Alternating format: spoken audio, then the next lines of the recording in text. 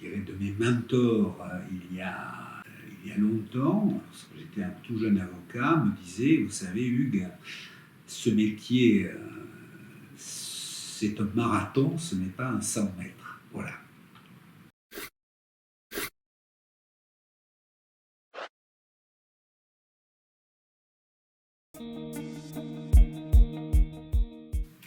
Alors, je m'appelle Hugues Calvé, je suis avocat et je suis associé du cabinet Bourdin-Prat, dans les locaux duquel cette interview, ce petit entretien est réalisé. Voilà.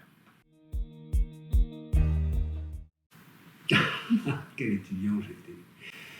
Toujours difficile de parler de soi. J'étais un étudiant en droit qui a eu un intérêt pour à peu près toutes les matières, du droit public, le droit constitutionnel, le droit administratif, le droit privé également, beaucoup. Et d'ailleurs, le droit des obligations est un élément fondamental de la culture juridique de tout étudiant, mais également le droit pénal et la procédure pénale, ainsi qu'un intérêt pour l'économie. J'ajoute que lors de mes années d'études, j'avais bien sûr pour objectif prioritaire réussir mes examens et les réussir le plus, on va dire, le plus brillamment possible, en tout cas avec effectivement des résultats très positifs, mais que par ailleurs, je me suis toujours intéressé, en dehors du strict curriculum, du strict programme, à l'histoire, à la vie politique, à l'économie, puis aussi à la littérature, et que ce sont, je dirais, des centres d'intérêt qui ont enrichi beaucoup les études de droit et qui me permettaient souvent d'ailleurs des allers-retours fructueux entre mes études de droit proprement parlé et la culture générale, si on peut l'appeler ainsi, ce qui m'a permis, je crois, qui m'a beaucoup aidé tant dans la suite de mes études supérieures que dans mon parcours professionnel de juge et d'avocat, puisque j'ai été à la fois magistrat, j'ai été à la Cour de justice de l'Union européenne avant de devenir avocat, je dirais, après une première expérience de l'autre côté de la barrière. Voilà.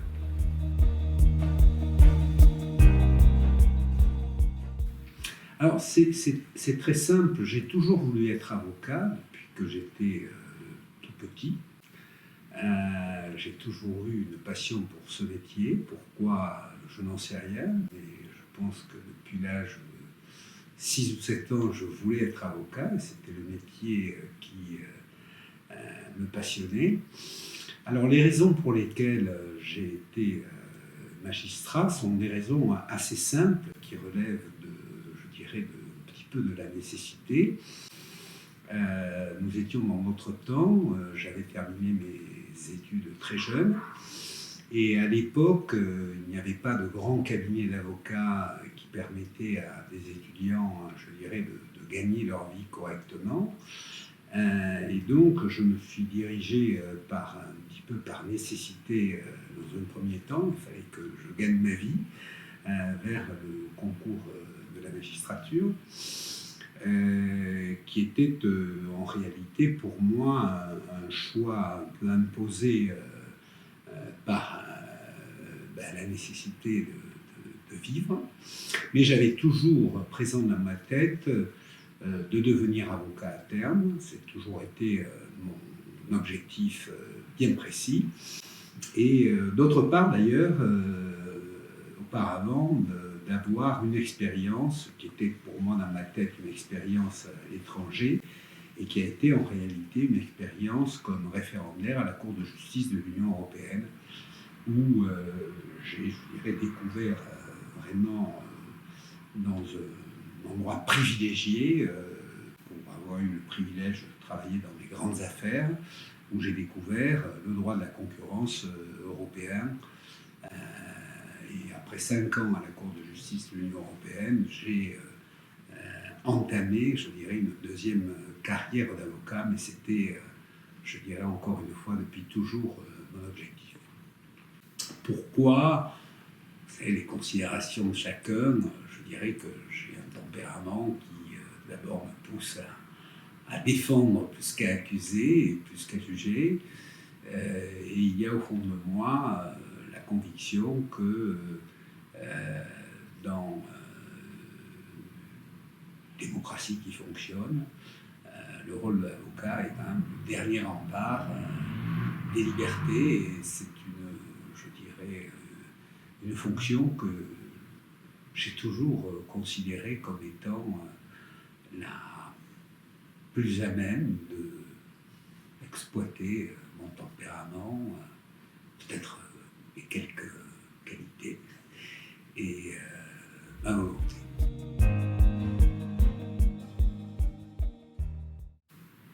Alors, le droit de la concurrence, c'est un droit qui est, je dirais, une synthèse de la pure, je dirais, logique juridique, puisque c'est un droit avec, je dirais, comme toute pratique du droit, des principes juridiques qui sont consacrés au final par les plus hautes juridictions, la Cour européenne, la Cour de cassation. C'est aussi un droit en ce qu'il est astreint au respect du droit de la défense, au respect d'un procès équitable. Ça, c'est le premier aspect, c'est du droit. Mais c'est aussi une synthèse parce que c'est un droit qui est au carrefour de l'économie. Et aujourd'hui, en particulier depuis les 25 dernières années, l'économie a pris une place grandissante dans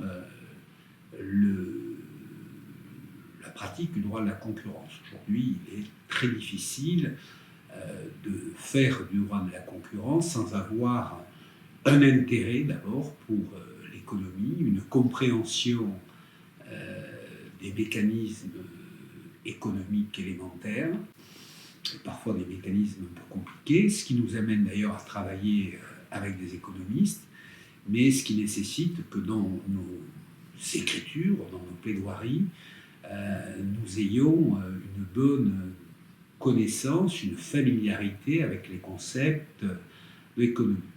Et en fait, je dirais que c'est aussi une synthèse parce que c'est un droit qui s'inscrit plus globalement dans des politiques de concurrence et qui rejoint là la politique avec un grand P.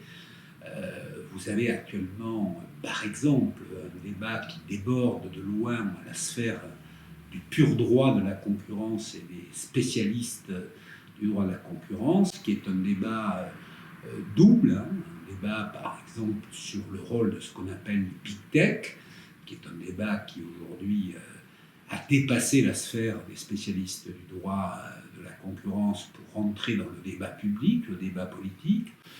Et vous avez un autre débat en droit de la concurrence qui est la prise en compte notamment de la concurrence asiatique dans l'état de la concurrence sur les marchés européens et qui déborde là aussi de la pure sphère, je dirais, des praticiens du droit, des économistes et des autorités.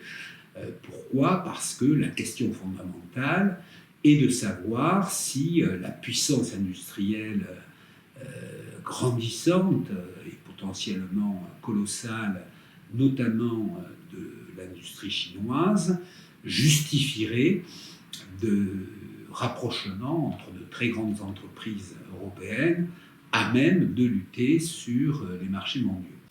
Et de ce point de vue, vous avez sans doute lu les commentaires qui ont accompagné la décision d'interdiction du rapprochement entre Siemens et Alstom il y a quelques mois, qui a donné lieu à de multiples réactions, notamment parce qu'on considérait qu'avec cette interdiction, on affaiblissait l'industrie européenne face à la concurrence chinoise.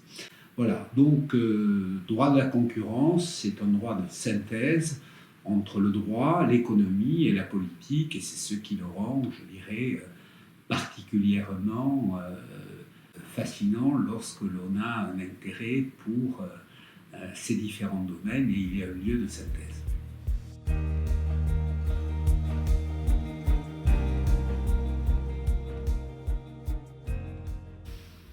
Si vous voulez, la question centrale que posent les entreprises, je dirais, dans le secteur de la technologie, pour Uber, c'est un cas très particulier, puisque Uber est devenu un peu le symbole de la nouvelle, je dirais, de la nouvelle économie. Pourquoi ? Parce que son modèle était extrêmement disruptif, puisque en un clic, il remettait en cause des situations acquises depuis des décennies, voire des siècles, et il transformait complètement le modèle de la mobilité urbaine.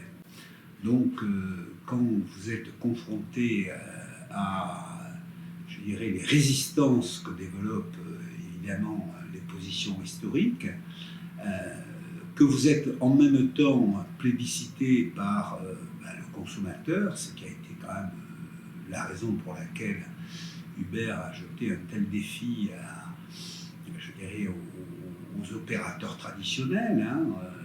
Dans ce cas-là, la question est celle d'emporter, je dirais, la conviction.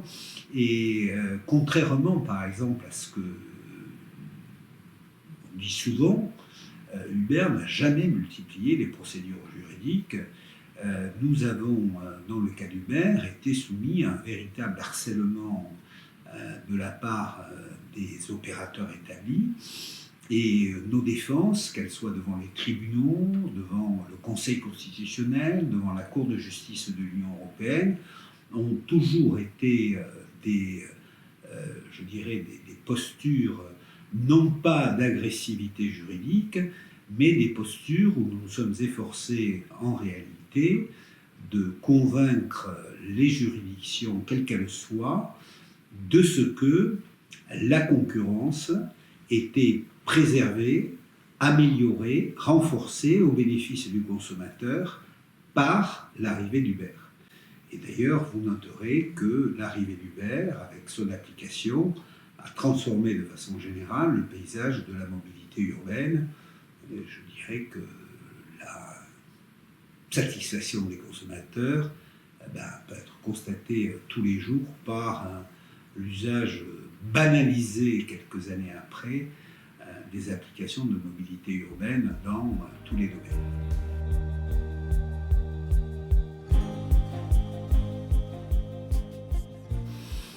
Alors, c'est une question qui est excellente. Ce que je peux dire, je ne sais pas très bien quel est l'imaginaire collectif à propos des grands cabinets d'avocats, des cabinets qui, disons, sont connus sur la place et qui ont effectivement un certain nombre de très grandes entreprises qui font appel à eux.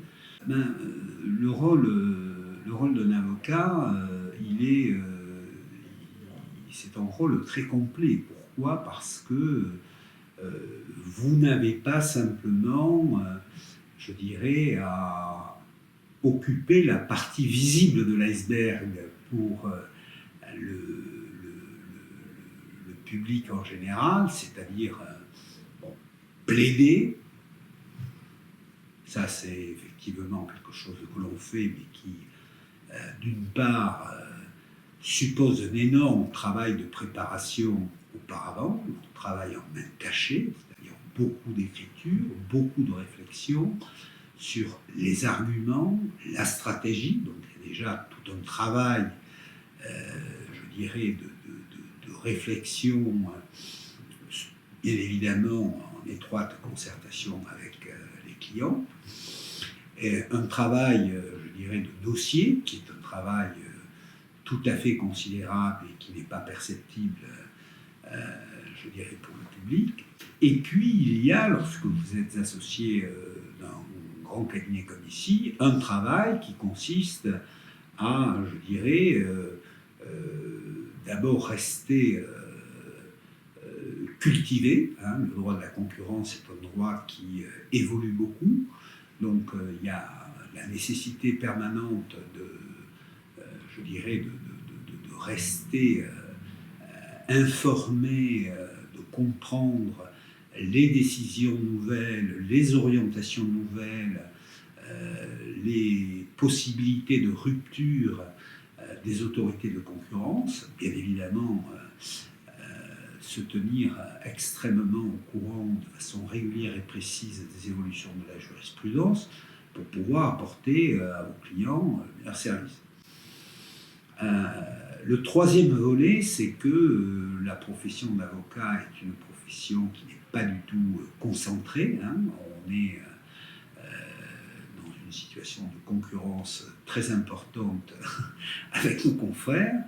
Et donc, on a, de ce point de vue, un travail, je dirais, qui consiste à assurer je dirais, sa place, la conserver, voire l'améliorer dans la perception que vos clients, les autorités peuvent avoir de vous, ce qui nécessite, je dirais, des présences dans les colloques internationaux. Aux États-Unis, il y a un très grand colloque du droit de la concurrence. Il est conseillé d'y être présent pour effectivement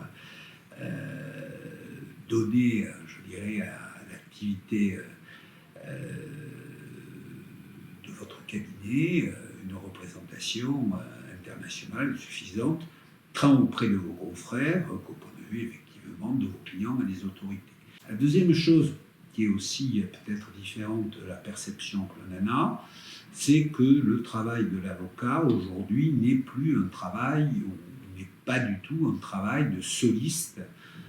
Vous ne travaillez pas du tout individuellement. Les dossiers sont extrêmement complexes aujourd'hui, surtout dans les secteurs dont nous parlons beaucoup, les technologies, les télécommunications, la pharmacie. Et donc, c'est un travail d'équipe avec des équipes parfois très importantes. C'est d'ailleurs l'intérêt, chacun apporte, je dirais,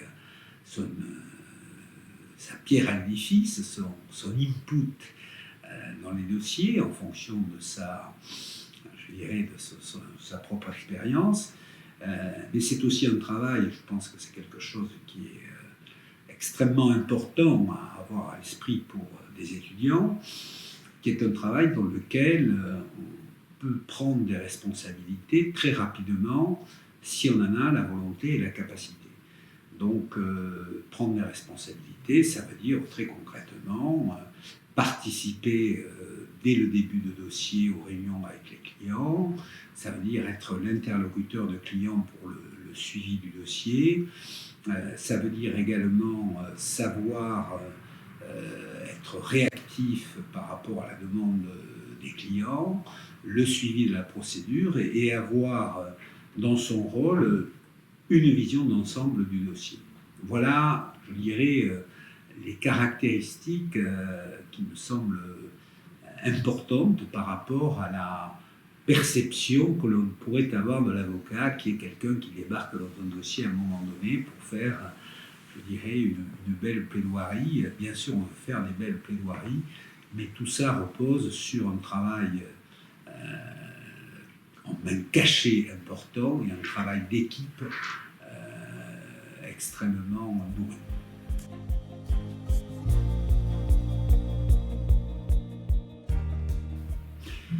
Alors, de façon générale, je dirais sur la profession, la première caractéristique de ce métier, c'est son évolution permanente entre ce qu'était la profession d'avocat il y a encore 25 ans et ce qu'elle est aujourd'hui.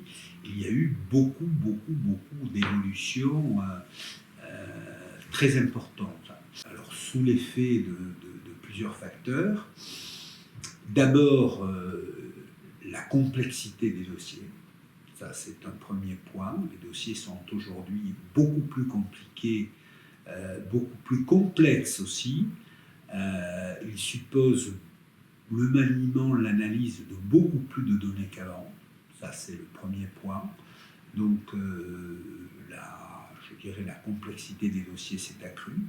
Donc, ça implique, je dirais, des qualités d'analyse et de rigueur dans le traitement des informations et des documents beaucoup plus importants. Et en parallèle de la complexité des dossiers, ce qui a profondément transformé l'exercice de notre métier, ce sont bien évidemment je dirais, la sophistication de la communication aujourd'hui. Pourquoi ? Parce que aujourd'hui, nous travaillons quasiment en temps réel. Et lorsque nous travaillons en temps réel, nous travaillons pour des clients internationaux, avec des décalages horaires très importants, puisque lorsque vous travaillez pour des clients asiatiques, vous travaillez avec un décalage qui est de plusieurs heures dans un sens, et lorsque vous travaillez en même temps pour des clients californiens, vous avez ça c'est le point qui est fondamental. Donc on a, je dirais, un travail en temps réel qui est beaucoup plus important. On a aussi, de ce point de vue, une activité qui est beaucoup plus, je dirais, interactive avec le client qu'elle n'était. Pourquoi ? Parce que la communication immédiate sur l'ensemble de la planète fait que vous avez immédiatement des questions qui se posent, vous avez immédiatement des sujets qui sont traités de façon beaucoup plus rapide qu'ils ne l'étaient avant. Et je crois que c'est deux caractéristiques qui sont l'analyse, je dirais, de dossiers de plus en plus complexes qui nécessitent de se plonger véritablement et de s'intéresser, de comprendre l'activité de vos clients. Vous ne pouvez pas rester à l'extérieur, être une espèce de juriste qui dirait le droit. Non, vous devez plonger dans l'activité de l'entreprise, la comprendre sa stratégie, comprendre ses contraintes. Et deuxièmement, vous êtes confronté à, je dirais, des besoins de réactivité, de disponibilité qui sont particulièrement importants. Et il ne faut pas le cacher, parfois la vraie question pour un avocat d'affaires, c'est de savoir gérer des priorités et savoir notamment aussi maintenir un minimum d'équilibre entre votre vie professionnelle et votre vie privée.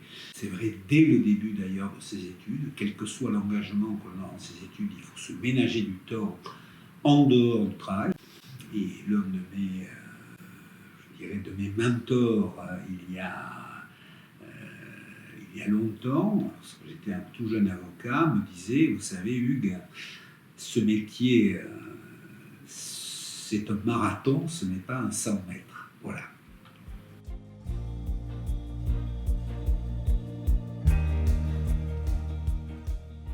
Alors, le premier point pour moi qui est très important, c'est la curiosité intellectuelle. C'est-à-dire que on doit effectivement être un bon technicien du droit, acquérir une culture, je dirais, juridique générale de base solide. Ça, c'est vraiment une question qui est fondamentale.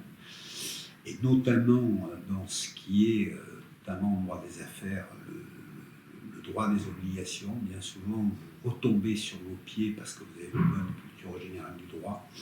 Ça, c'est la première question. Une curiosité intellectuelle qui ne peut pas se restreindre à ses études, essayer dans la mesure du possible, d'avoir en fonction de ses intérêts, ça peut être pour certains, je dirais, ce qui est purement purement scientifique, mais aussi une culture générale historique, mettre en perspective les évolutions du droit, les évolutions de l'économie, les évolutions aussi politiques globales. On ne peut pas faire de la concurrence aujourd'hui sans ignorer par exemple l'impact de ce que l'on appelle les guerres commerciales. Donc je dirais qu'il faut d'une part bien maîtriser les fondamentaux du droit lorsqu'on commence les études, s'efforcer de bien les acquérir, tout en maintenant, et c'est une source quand même d'enrichissement et de plaisir, une curiosité, un intérêt pour autre chose que le droit technique au sens strict. C'est, je crois, ce bon équilibre qui permet ensuite de s'adapter, de comprendre, de réagir avec pertinence aux besoins des entreprises. Les entreprises ne vous demandent pas de faire un cours de droit, les entreprises vous demandent et ont besoin de conseils qui sont capables tout à la fois de comprendre leurs objectifs et leurs contraintes, et qui vous sont en même temps en demande pour un avocat de définir une stratégie cohérente, une stratégie si possible gagnante, ou en tout cas une stratégie qui minimise les risques. Voilà, je dirais, l'objectif que doit poursuivre un étudiant en droit. Dernier conseil, c'est un conseil qui est très simple. Il faut avoir un objectif, il faut se dire voilà l'avocat que je voudrais être, si je veux être avocat. Mais il faut en même temps se dire que les choses ne se passent jamais comme on prévoit qu'elles se passent. Moi, j'avais l'objectif d'être, je dirais, un pénaliste comme on en voit souvent dans les médias. Je voulais défendre, je dirais, des causes pénales majeures. Je suis devenu un avocat de droit économique par l'évolution de mon parcours personnel et puis les circonstances. Donc je crois qu'il faut avoir un objectif, parce que cet objectif est se dire voilà l'avocat que je veux devenir, tout en ayant toujours, je dirais, une fenêtre ouverte sur les opportunités et ne pas hésiter, lorsqu'on a 18 ans, on a une idée très floue au fond des métiers que l'on pourra faire et que l'on veut faire, donc tout en ayant un objectif, c'est bien d'avoir un objectif, c'est même nécessaire, ça permet de mobiliser ses forces, mais il faut dans le même temps rester, je dirais, flexible, parce qu'on peut s'apercevoir au bout d'un certain temps que l'on a en réalité envie de se réorienter, où on découvre au hasard de discussions, de colloques, d'échanges avec des professionnels, qu'il y a quelque chose qu'on ne connaissait pas et dans lequel on a l'impression que l'on sera bien. Et puis la dernière chose que je n'ai pas dite, mais elle allait pour moi de soi, c'est qu'aujourd'hui, évidemment, le droit économique est un droit qui s'est largement internationalisé, ce qui suppose, dans toute la mesure du possible, d'avoir une expérience, quelle qu'en soit la nature, qu'elle soit universitaire ou professionnelle, à l'étranger. Et bien sûr, évidemment, mais ça c'était aujourd'hui, je crois, pour tout avocat qui fait de droit des affaires, être capable de travailler professionnellement en anglais, puisque c'est aujourd'hui, je dirais, pas concevable de faire le droit des affaires sans être capable de travailler en anglais. Voilà, en résumé, je dirais, ce que je peux dire de mon point de vue à des étudiants qui auraient pour objectif d'être avocats en droit des affaires, et plus particulièrement en droit de la concurrence. Mais tout ce que je peux en dire, c'est que tous les gens qui ont contracté le virus du droit à la concurrence ont une véritable passion et éprouvent des satisfactions professionnelles extrêmement importantes et en tout cas jamais routinières.